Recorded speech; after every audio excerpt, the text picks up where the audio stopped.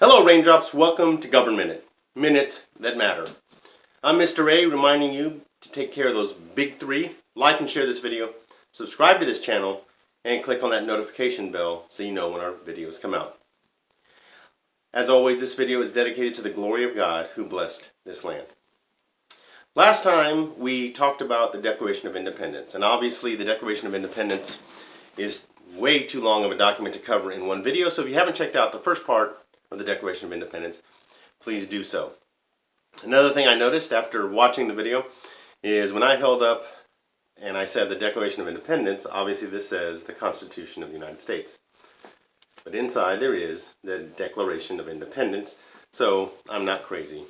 Alright, so last time we left our founding fathers when they were declaring independence, July 4th, 1776. We talked about how mankind will suffer while evils are sufferable before they go to the extraordinary measure of changing their government, because you should not change governments just for light and transient causes, as they said. Now, continuing on with the Declaration of Independence, please read along or get online and read from the internet.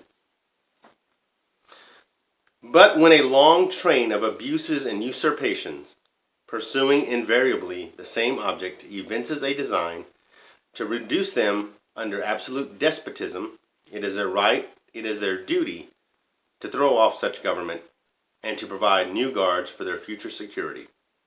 So basically they're saying when the king or the oppressor, whoever it may be, has been oppressing for a long time, a long train of abuses and usurpations. Not just once or twice, not just, again, because we woke up on the wrong side of the bed, but when it's happened a long time, when it has happened to the point where we can't stand it anymore, it is not only their right, it is their duty to get rid of that government and come up with something new, which they feel would better serve the people. Continuing on. Such has been the patient sufferance of these colonies, and such is now the necessity which constrains them to alter their former systems of government. The history of the present King of Great Britain is a history of repeated injuries and usurpations, all having in direct object the establishment of an absolute tyranny over these states. To prove this, let facts be submitted to a candid world. So basically they're saying the king is acting tyrannically.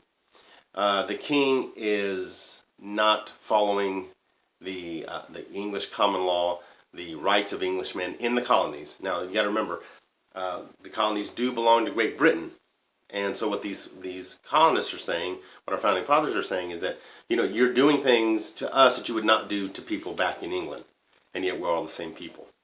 And so then they say, to prove this, let facts be submitted to a candid world. Now, there's a whole list of things that this king has done. Our founding fathers lay out in great detail the transgressions against the colonies that this king has done.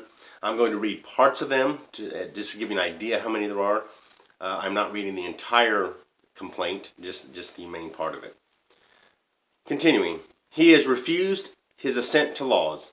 He has forbidden his governors to pass laws of immediate and pressing importance. He has refused to pass other laws for the accommodation of large districts of people. He has called together legislative bodies at places unusual, uncomfortable, and distant from the depository of their public records. He has dissolved representative houses repeatedly. He has refused for a long time, after such dissolutions, to cause others to be elected. He has endeavored to prevent the population of these states. He has obstructed the administration of justice. He has made judges dependent on his will alone for the tenure of their offices and the amount and payment of their salaries.